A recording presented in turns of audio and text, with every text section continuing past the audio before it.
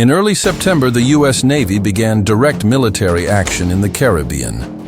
On September the 2nd, a suspected drug boat linked to Venezuela's Tren de Aragua gang was destroyed in a precision strike. The boat was operating in international waters near Venezuela. 11 were killed. Drone footage released by the Pentagon shows the vessel erupting in flames. This marked a clear escalation. American warships are now actively targeting cartel-linked vessels with lethal force. It's not surveillance anymore, it's interdiction by missile. That first strike wasn't isolated. Between September 20th and 25th, U.S. forces carried out at least 3 additional strikes on suspected narcotics boats. These go-fast vessels are small, fast, and often operated by criminal networks with ties to Venezuelan officials. Acting on orders from U.S. President Donald Trump, the Navy is executing a direct interdiction campaign under SOUTHCOM authority. The rules of engagement appear to be aggressive. These weren't warning shots. They were kill shots. The most likely launch platforms, Arleigh Burke-class destroyers, operating in the southern Caribbean. The strikes have triggered a wave of geopolitical fallout.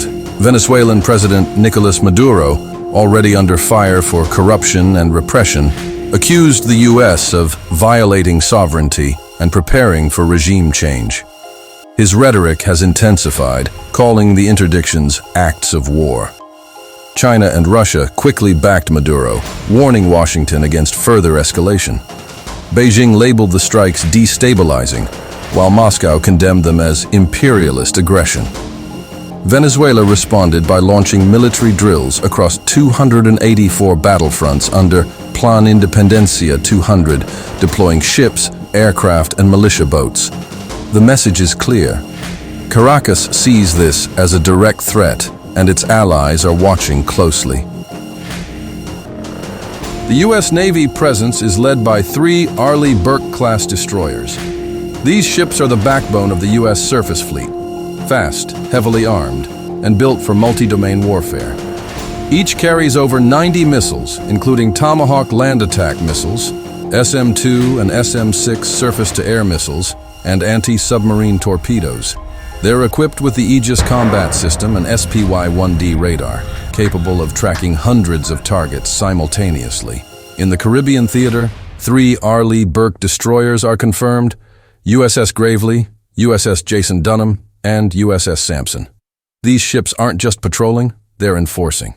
With vertical launch systems and layered defense capabilities, they can strike fast boats, aircraft, or even coastal targets if needed. Their presence signals that the U.S. isn't just watching, it's prepared to escalate. Now let's look at Venezuela's naval posture. The Venezuelan Navy operates around 25 patrol vessels, including 6 Guayquerí-class ships, based on Spain's Avante 2200 design. These ships carry 25mm autocannons, naval SAMs, and anti-ship missiles. They're fast, agile, and built for coastal defense and EEZ enforcement. Beyond that, Venezuela has 1 aging Lupo-class frigate, 3 German-built Type 209 submarines, and a handful of amphibious and support ships. Their fleet is defensive, not expeditionary. But they've mobilized hard, launching drills under Plan Independencia 200, deploying 12 ships, 22 aircraft, and 20 militia boats. Venezuela's posture is increasingly militant, but its naval capacity remains limited compared to the U.S. surge. Their fleet can harass, but not dominate. Now here's where the scale shifts. The U.S. Navy has deployed the full Iwo Jima Amphibious Ready Group to the southern Caribbean.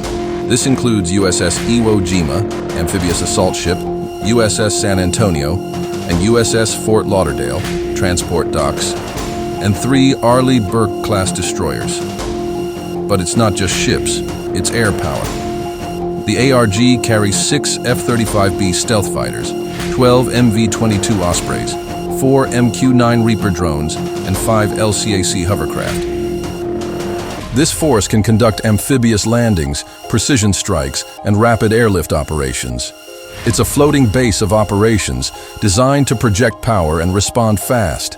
The ARG isn't just a deterrent, it's a scalable combat package, and it's sitting just off Venezuela's coast. President Trump has authorized expanded operations under SOUTHCOM. The message is clear. The U.S. is willing to use force to disrupt cartel networks and pressure the Maduro regime. Venezuela sees this as a direct threat. China and Russia have warned against further escalation, accusing Washington of destabilizing the region. This isn't just about drug boats, it's about power projection. The Caribbean is now a live theater with overlapping patrol zones, missile-capable aircraft, and warships within striking distance. Whether this leads to direct confrontation or remains a pressure campaign, the strategic stakes are rising. The U.S. Navy's posture suggests readiness, not restraint. The firepower in theater is staggering. The Iwo Jima battle group includes over 4,000 Marines, fully equipped for amphibious assault, rapid insertion, and urban operations. 6 F-35B stealth fighters are flying from deck and shore, capable of precision strikes and electronic warfare. Tomahawk missiles are loaded aboard Arleigh Burke destroyers, ready to hit targets hundreds of miles inland. MQ-9 Reaper drones are conducting overwatch and kill chain coordination. This isn't just a show of force, it's a full-spectrum combat package. If the order comes, the U.S. can strike hard, fast, and from multiple domains: air, sea, and land.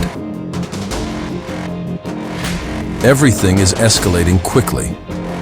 Venezuela sits just 500 miles from Puerto Rico, well within reach of U.S. shipping lanes and strategic air corridors. The Navy's expanded presence in the southern Caribbean now includes drones, destroyers, amphibious ships, and stealth aircraft. MQ-9 Reapers are conducting surveillance and strike coordination across the region. President Trump has authorized broader operations under SOUTHCOM, and the posture suggests readiness for more than just interdiction. Venezuela continues to mobilize, backed by China and Russia, while tensions rise across overlapping patrol zones. With lethal strikes already underway and both sides reinforcing, a flashpoint could spark any day. The Caribbean is no longer a buffer, it's a live zone.